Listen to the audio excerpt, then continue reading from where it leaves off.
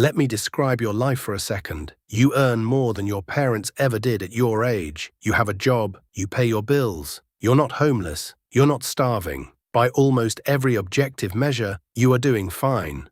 So why does it never feel that way? Why does it feel like no matter how much you earn, you are always just slightly behind, always a little short, always one unexpected expense away from a problem?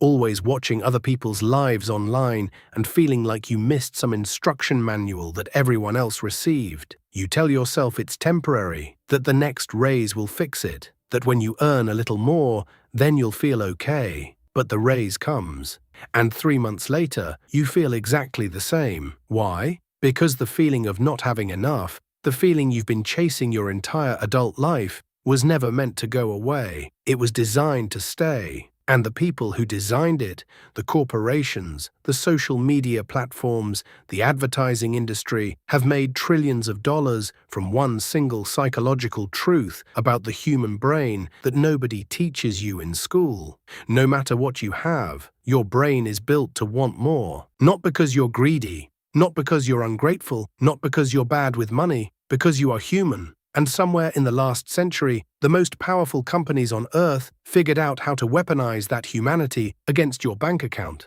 And they've been doing it to you every single day since before you were old enough to understand what money was. Drop a comment right now. Do you earn more than you did 3 years ago, but somehow feel the same or worse financially? Because if you do, this video is going to explain exactly why. Let me introduce you to 2 concepts that will permanently change how you see your own desires. The first is called hedonic adaptation. It sounds complicated. It isn't. It means this: human beings adapt to every positive change in their life within roughly 3 months. A new car feels extraordinary for 90 days. Then it becomes just your car. A raise feels life-changing for one pay cycle.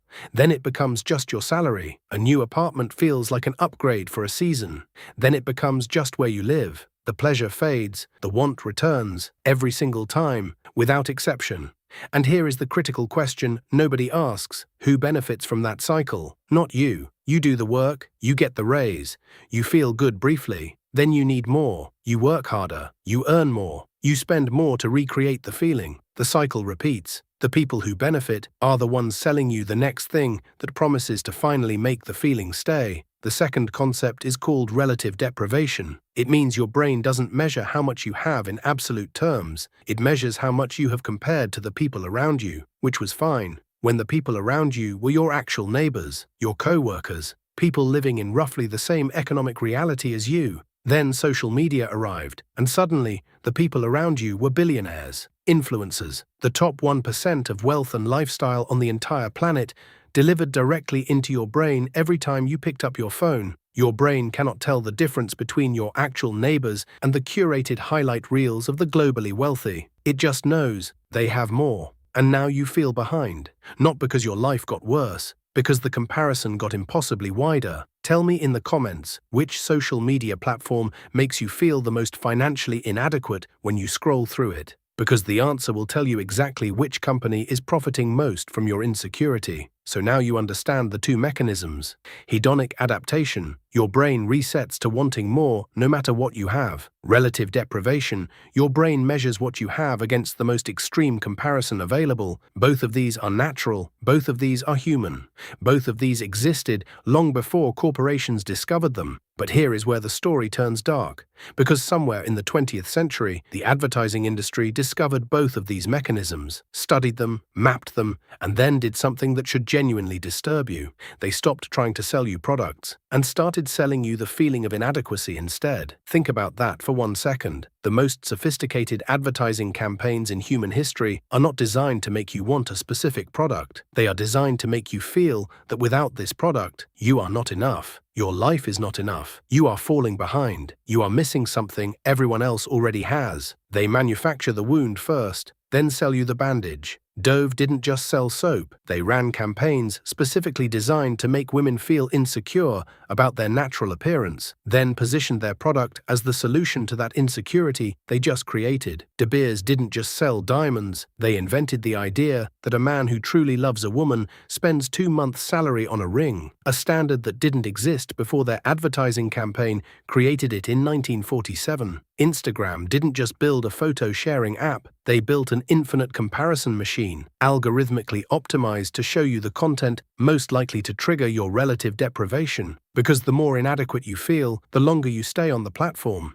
And the longer you stay, the more ads you see. And the more ads you see, the more wounds get opened. And the more wounds get opened, the more bandages you buy. The system isn't broken, the system is working exactly as designed. And the most disturbing part of all of this, every time you open an app, every time you feel that familiar pull of not enough, you are not experiencing a personal failure, you are experiencing a business model. So what do you actually do with this? Because knowing the system exists doesn't automatically free you from it.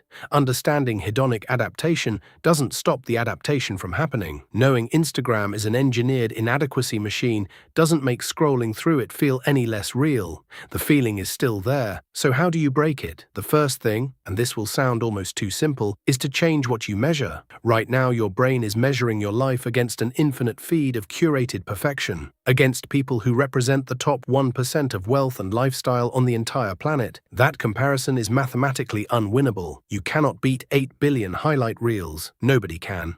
But you can change the measuring stick. Instead of measuring what you have against what influencers display, measure what you have against what you had 3 years ago, 5 years ago, 10 years ago.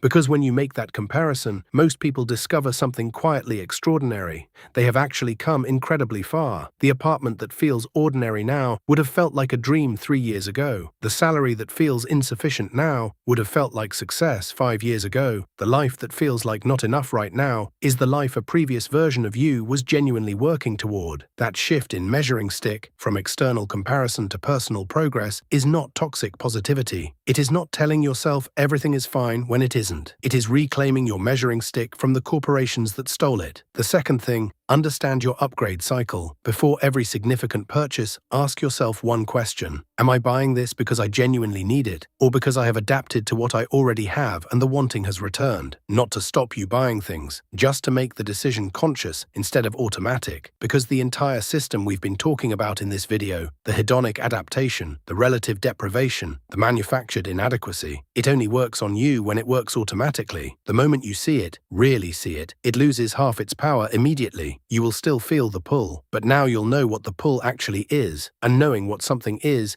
always the beginning of no longer being controlled by it. Before this video ends, let me show you something. Not a concept, not a psychological framework, just numbers. Real numbers that the advertising industry, the social media platforms, and the consumer economy would genuinely prefer you never saw together in one place. The average American sees between 6,000 and 10,000 advertisements every single day, each one engineered using everything we've talked about in this video to trigger either your hedonic adaptation or your relative deprivation, or both simultaneously. 6,000 to 10,000 manufactured moments of not enough daily. Now here is the number that should stop you completely. The global advertising industry spent $1 trillion in 2024 specifically to make you feel inadequate enough to spend money. $1 trillion deployed against 2 psychological mechanisms inside your brain. Let that sit for 1 second. They spent $1 trillion studying you, understanding you, finding your breaking points, building systems to exploit them at scale, and the total amount the average person spends on financial literacy, on understanding their own psychology, their own money behavior, their own breaking points, almost nothing. That is the real wealth gap nobody talks about. Not the gap between what you earn and what the rich earn, the gap between what they know about you and what you know about yourself. They have spent $1 trillion